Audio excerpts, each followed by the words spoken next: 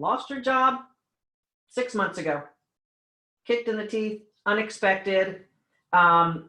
You can tell maybe a little bit more about that story. And then you had a little bit of a health crisis in your family, and you had to be there for your family. So it kind of derailed I need a new job, I need to get a job, get back in the job market. And then one of those days, somewhere between needing to get back on track, you came across something, I think that probably said Coach Mo. So feel free to fill in some of the blanks on that, how your career kind of went to a nosedive and how we found each other. Just a little bit on that. Yep. So I was working as an executive assistant to a C-level executive. And like Mo said, I unexpectedly, because you never expect to get fired, but I was fired at the beginning of December. And I mean, it was truly unexpected. And what had happened later on, I came to realize, is I basically promoted myself out of a job. So, and at the same time, so I took the rest of December to travel with my husband, and, you know, nobody hires at the back half of December anyway. So spent the holidays with my family. And then at the beginning of January, my dad suffers a massive stroke. And my dad is my parents are located in Milwaukee, Wisconsin. I am here in Nashville, Tennessee. So my husband and I immediately took off to Milwaukee, and I was in Wisconsin for basically the entire month of January because I could. And at the time, I did not view me being let go as a place in the universe that I needed to be at the time. You know, it was the most awful thing on the planet. Yeah. Well, looking back now, had that not happened, I probably would have had to have quit that job so I could have the time to spend with my family in Wisconsin. So my dad is doing great, by the way. He has really come a far way from how massive the stroke was. So that's the great news. Yes. The other piece of great news is that during that time, I think it was the last week of January, maybe first week in February, I saw on Facebook Mo's ad for a free clarity call. And I thought, I have nothing to lose. And the thing that struck me was, you know, I didn't know what my next step was going to be. I knew that I did not want to be an executive assistant anymore. I knew that I was destined for bigger and better. I just didn't know what that was. Yeah. So that's what I really was hoping to get out of the program. So beginning of February, I gave Mo a run for her money on the clarity call. I gave her every objection that I could think of. And I come from a sales coaching organization. So I heard all of the objections before that I threw at Mo. So I was really excited about the conversation that we had. And I did talk it over with my husband, and it was a significant investment. And I'm so glad that I did it, because it truly is an investment in yourself. Yeah. Yeah. That's so funny. You know, I have a woman in the workshop right now who actually is trained in sales as well. And, you know, there's a whole thing about sales and, you know, icky, and you're trying to shove something down someone's throat, et cetera. I mean, you know, from knowing me these months now, I mean, I have to have the right technique in order to move people from fear to their future. We have to use the skills that are there to help move human beings forward in something that they want, need, and it's a solution to their problem. And the human being is resistant to doing something different. It's just how we're built. We don't want to do something different. Mm-hmm. We really don't, even though we know we have to. It's like, I don't want to do it. Because it's the fear brain kind of kicking in to protect us. It's normal, it's natural, it's expected. When we had our talk, you had told me that about a little about the organization you were working for, your husband's in sales, and I felt so happy, basically, that you understood where we were going and the solution that we had, and I felt so happy that you really needed someone to help you get on track, because you were worth more than floundering. I used a fish joke. We'll get to that in a second, folks. Kristy was floundering. We'll tie that back soon. So super, super happy. Now, my workshop can be intimidating. There's people there who have lost their jobs as well. There's people there who've had really deep personal trauma, and that's part of the reason why their careers aren't working for them. And you know, by being on the coaching calls, we have a very confidential, sacred space. What were some of the things you had to overcome to allow the process to work for you? I had to, first and foremost, I had to overcome being in my own head a lot. Yeah. In every single week of the program, I think there was something in my head that was holding me back. Yeah. I also needed to, and this necessarily was never a problem for me, but you have to be vulnerable. Yes. You have to be. I mean, it is a sacred space. I felt so comfortable sharing the things that I shared because it is a safe, very, very safe. The community of women it's a community of cheerleaders. I mean, it's amazing, and everybody's there to lift everybody up. Nobody is there to, give an opinion or pass judgment rather. It's a fantastic network. And I shed tears. I think in every week I shed some tears. and for me, that's just me. I'm a very emotional person, and I was okay with sharing what I shared in the manner of which I shared it. If that makes sense. Yeah. So, it was a combination of those two things. Yeah. Awesome. We do have to open ourselves up to exploring something new when we want to make a change. As you know, in working with me, I've had a coach for 19 years, different ones along the way that I needed to kind of lift me to the next level. And when you're a go-getter, get stuff done, and you've been able to kind of just show up under whatever conditions and do stuff, there's a different muscle, so to speak, that we have to exercise to be coachable and to allow some of the unfolding. We have a methodology in my Kick-Ass workshop. Over 12 weeks, there's a program to follow and stuff to do. And some of it may be like, why am I doing this? What does this matter for what I really want to do? Talk a little bit about kind of like the structure and kind of some of maybe the nuggets that you kind of were able to mine to help you along the way. All of the modules in the program are laid out really, really methodical, and they really make sense. And if you look at everything at the beginning, it's not going to make sense because you're going to intuitively want to do some things before this step. So all of the steps are right where they need to be. And the first thing that you do is you find out what makes you tick.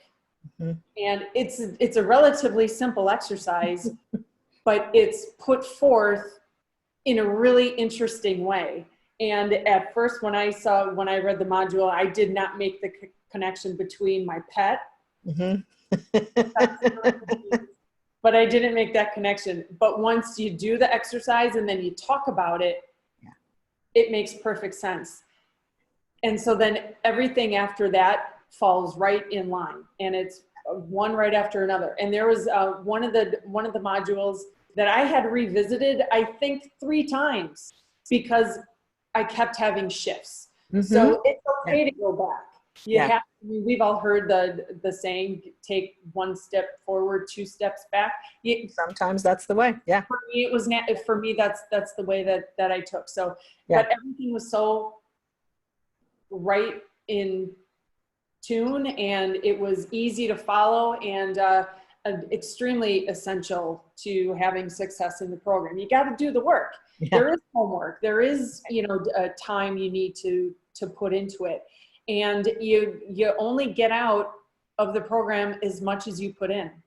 So for me, because it was a significant investment for me, I was darn sure I was going to do that work. Absolutely. My husband would have let me off the hook if I was laughing. But you wanted this, you go to the coaching calls, get there. Exactly. Be present, show up on the Facebook group and make friends, make connections. Yeah.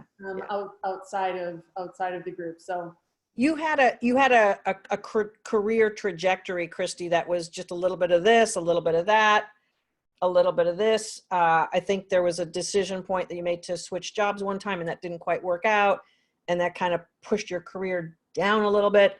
So like on the surface, it wasn't very obvious what we were going to do. mm-hmm. I mean, we knew that you wanted to do more, you wanted to be more, you wanted to be more in a professional contribution. And we got to know your natural gifts and talents and who you are. And it's kind of like together, we were mining for gold. What was some of the key points that like picked you onto like, this path feels like the right path. Let's go down this. Sure. It was definitely finding out what my natural gifts and talents were, and what my core values are. And when I sat back and really looked at those, I'm like, yeah, this is me. This is totally me. Yeah. And, somewhere along the way, and I don't remember exactly what, it was later in the program, but my mother said to me, and now, of course, my mom, she's my mom, so she's going to say these nice things about me, but she said, you're much more calm. Things don't rattle you anymore. The way that you talk about yourself is such, you've got such a flow and an air about yourself. And I went, coaching. It really is. And, I even felt like that. One of the first interviews that I had landed during the program was awesome because I had never talked about myself with such ease and grace and fluidity before. Yes. And I felt like I nailed the interview because I knew for the first time and probably forever, I knew who I was on the inside. Yes. And I just needed to get my inside to finally match my outside. Yes. And I would not have done it had I not done the work. Yeah. Yeah. What do you think your mom saw in you where she commented about how calm you are? What do you think she was really responding to? My confidence. I was lacking confidence big time. Yeah. And because I had for so long been taking care of other people, I never took the time to take care of myself. And that included bosses and company stuff. Absolutely. Yeah. Right. And, this is something we talk about all the time in the work that I do in the workshop. And this from being there. Women are wired to do that. Mm-hmm. We're wired to take care of everyone else in the room. And okay, it's cool. I don't need to be greedy. I don't need to get mine. I'm good. I'm a polite girl. Men, conversely, no offense, gentlemen, are built to hunt and gather. It's how we are primitively put together. It's what the difference between testosterone does to the brain and estrogen does to the brain. But here's the deal. In the work world, we got to find the best parts of that hunting and gathering along with the best parts of caretaking, but we can't take from here to do that. Otherwise we end up depleted, and then we're nervous and full of anxiety, and I'm not feeling like I'm enough, and why am I not getting mine? And everything is like a desperate plea for, come on. Mm-hmm. And that it becomes a place that we permanently live without really even knowing about it until you get that shocker where someone punches you in the face and you lose your job. Or, as you know, my story, breast cancer kind of forced me to sit my butt down and kind of do an inward journey where I had to heal some of that striving energy. So I'm looking at you here, calm, self-assured. You're able to talk about yourself easily. No one's going to think that this woman is bragging about herself. She's talking about her journey. Mm-hmm.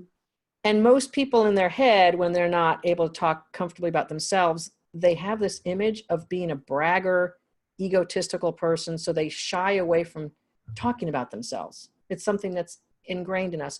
What did you need to really do or overcome to get to that place of comfort and alignment and feeling easy with what you brought to the table as a person and as a professional? Being comfortable with being uncomfortable, doing it afraid. Yeah. I did several things afraid, several things that I set into my head. Oh my gosh, I don't know what I'm doing. I don't know how to do this. Do it anyway. That was a huge thing. And there's a couple of things that helped me, or that I did with the encouragement of you, that pushed me so far out of my comfort zone. And quite honestly, the job that I have right now is really uncomfortable right now. And Yeah. yes, I just started. Technically, I think this is, let's call it my 4th or 5th day, but it's very uncomfortable because I'm not good at it yet. But I know that I'll get there, because I know why they hired me and my skill set and what I bring to the table. And it's an industry that I've been in before, but the role is new to me. And that is, sometimes that's a scary place. That's a scary place to be. So, and the women and the guy that I work with, they are so connected in this industry. And right now I am not. Not yet. Keyword Right. there is yet. So Yeah, we'll get absolutely. there. It's learning again, to be uncomfortable. Yeah. Or comfortable with being uncomfortable, excuse me. One of the things that I recognized in my own personal success, and I see it in the success of all the women I work with, and I saw it in high-level executives, both male and female.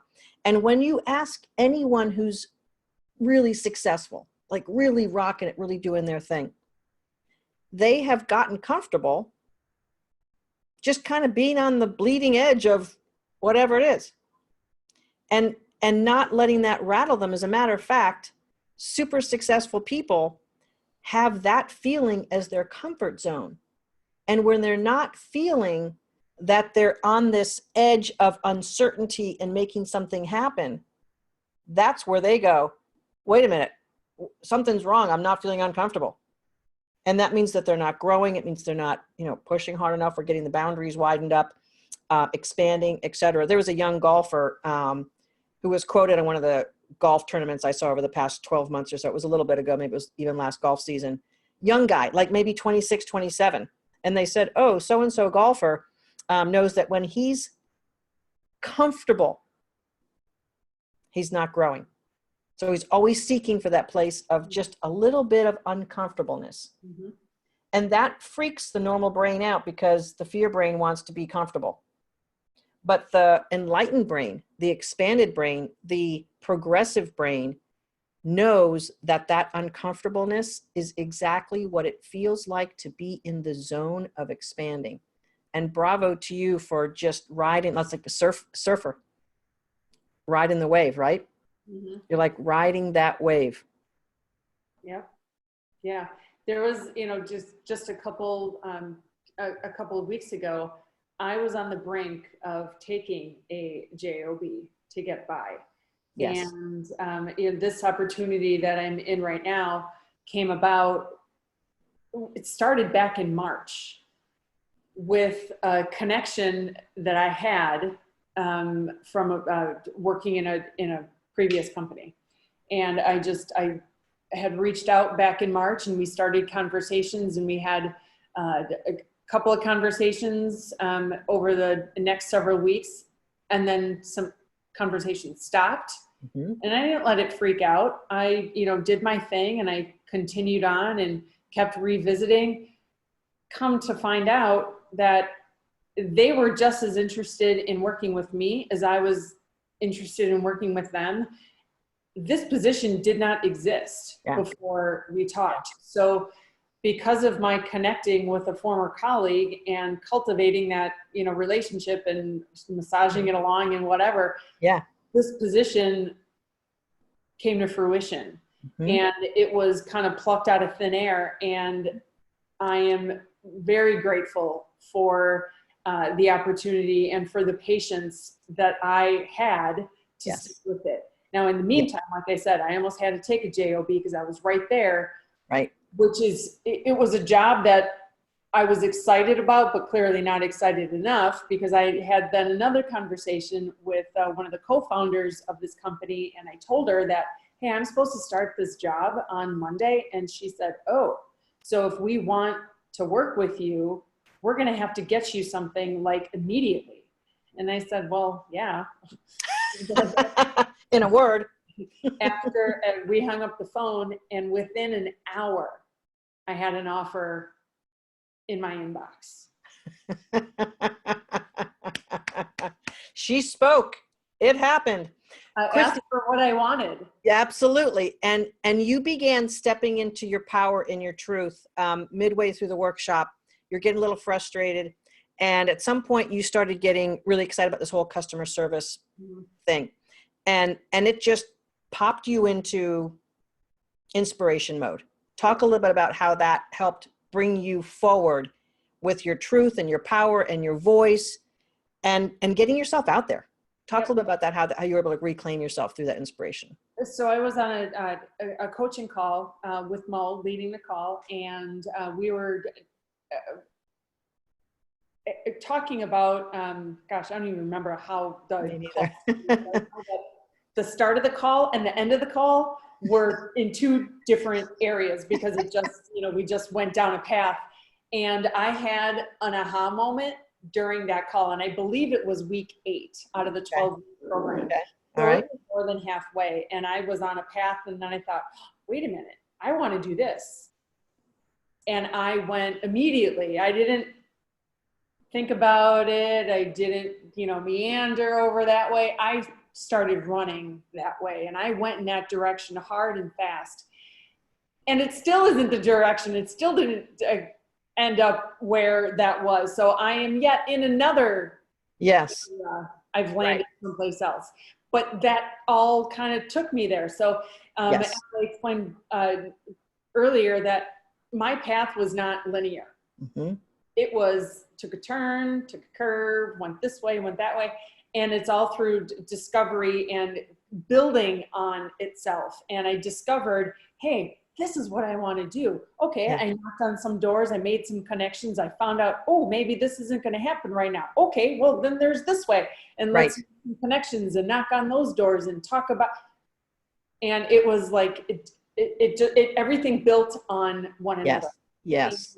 And, it was all through this whole, idea of relationship building and providing amazing customer service. That's where this whole thing sparked. And I, through a previous job many, many years ago, through my work with actually the Milwaukee Brewers front office, I learned about Fish. And this is an amazing customer service platform that I just fell in love with. I used it as a trainer back in the day. Yeah. And I took the concepts and I own the concepts as a person. Mm-hmm. And during that one faithful Thursday coaching call, you bravely said, you should write an article. If you want to be an expert in customer service and considered a thought leader, you should write an article. What? I'm not a writer. I've never done this before. What do you mean write an article? How dare you? How dare you mention that to me, Coach? Oh my smokes. So after my portion of that call was done, I think I sat down at my computer and I cranked out an article on LinkedIn. I now have 3 published articles on LinkedIn. It's all customer service related. And it felt so good to have the feedback to receive the feedback that I did. Yeah. And also just a feeling of accomplishment, period, that I did something I did it afraid. Yeah. And you went for it, and no one is going to, blast you for going for it. Right. Ever. And no one's going to give you permission to say it's okay or not okay. Like you're in the driver's seat. And actually that to me is the shift that women make in the workshop that start to bring the outcomes toward them. Getting in the driver's seat. I'm going to do this. Yeah, I can write an article. Yeah, I can do this. Yeah, I can be an expert in this. I can own my passion for this. It was shortly after that you truly found your voice and stepped into your power in some of the videos we do in the workshop, and just reaching out like courageously to people, and just not just reaching out like, will you have coffee with me? But really like having something that you could contribute by reaching out. Mm-hmm. Game changer. Yeah. Yeah. So, you're in this brand new job, 4 days, you're an expert already. Um, what advice would you give to yourself, 4 months ago? Relax. Mm. Relax. The universe has my back. Everything always works out for me. Learn from everything. Enjoy the ride. Yeah. And do the work. Yeah. That is the commitment, isn't it? It is. Nothing worthwhile comes easy. Yeah. I have a quote that I keep on my desk. It's from a woman named Cynthia Ocelli, and it was something that one of my coaches gave me several years ago. For a seed to achieve its greatest expression, it must come completely undone. The shell cracks, its insides come out, and everything changes. To someone who doesn't understand growth, it would look like complete destruction. And the thing that we have to do after our seed cracks open is we have to have fertile soil to grow. Because if we're cracked open and we're sitting on the pavement with no support system, no tools, it's not pretty. Well, I don't have any kids, but I sure feel fertile.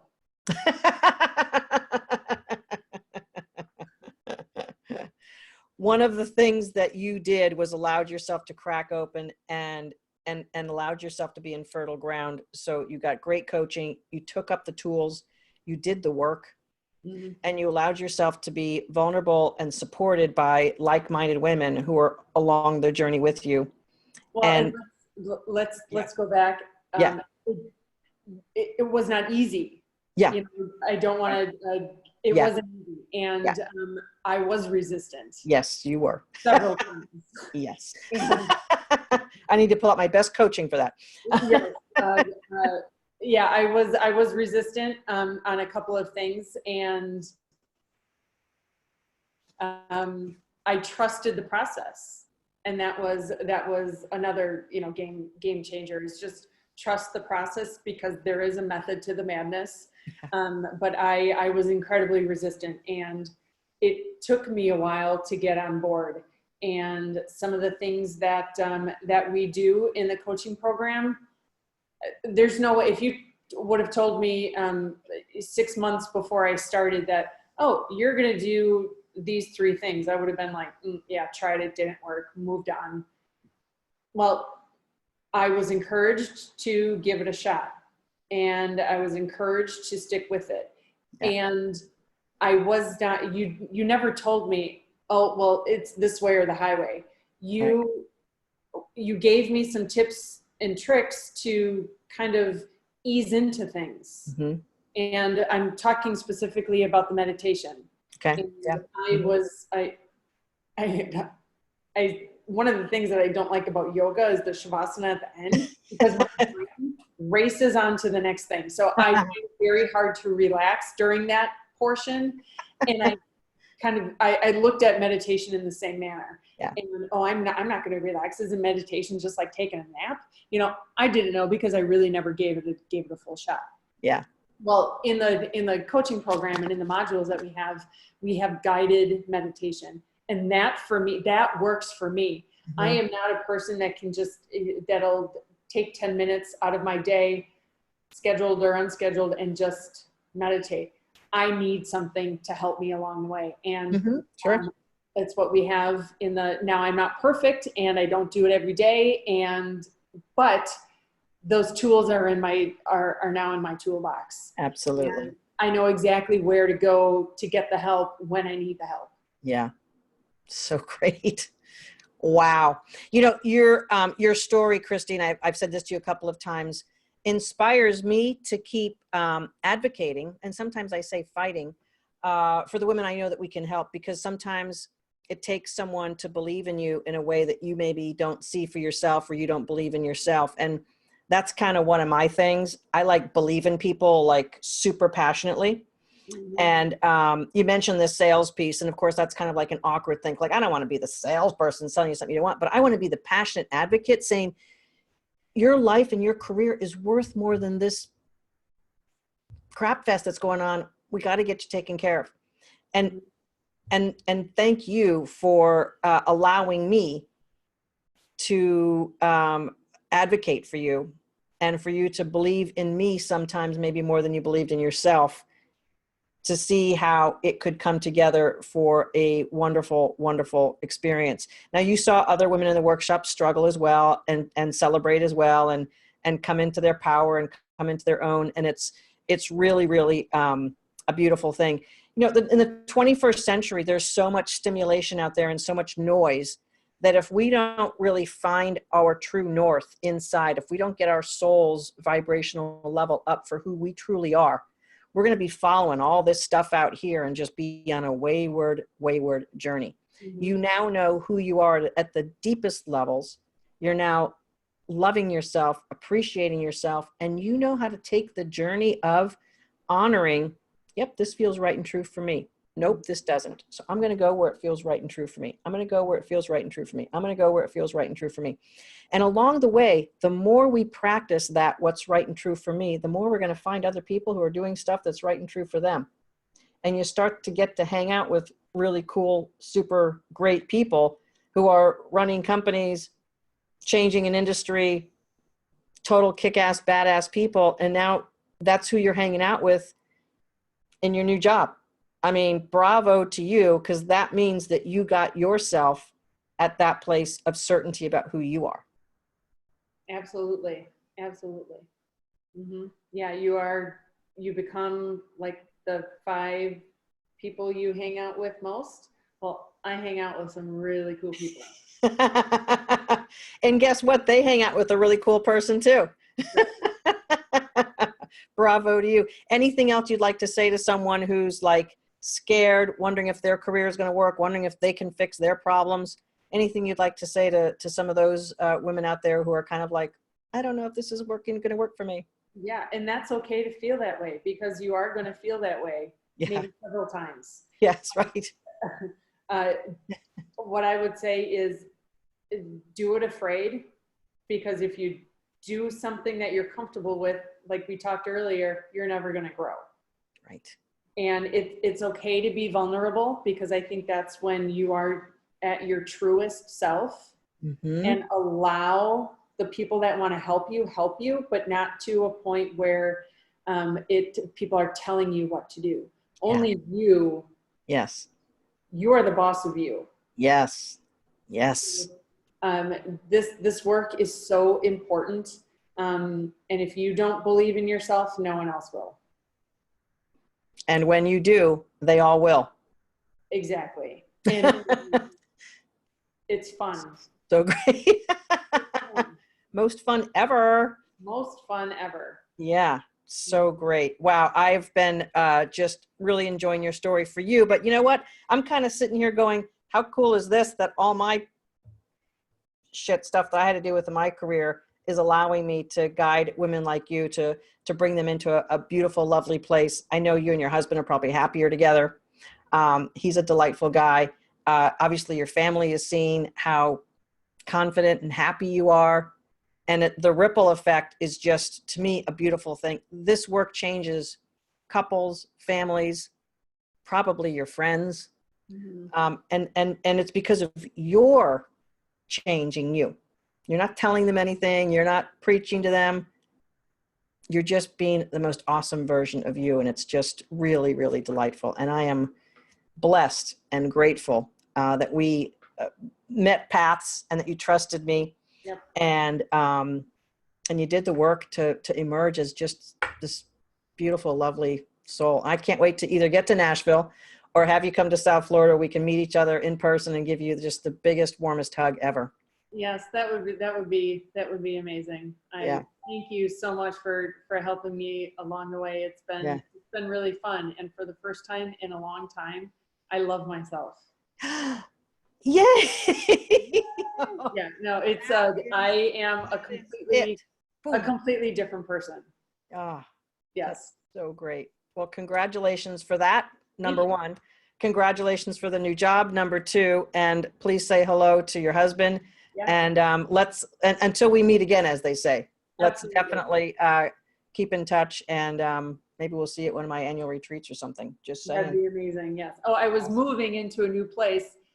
Add that to the list of things I had going on, and that's why I couldn't come. So That's right. hopefully, next Yeah. year we'll make it. Beautiful. Awesome. Awesome. Thanks again, Kristy, for your success story, for sharing it, for being open, and for allowing other people to see your inspiring story. Thank you very much. All right.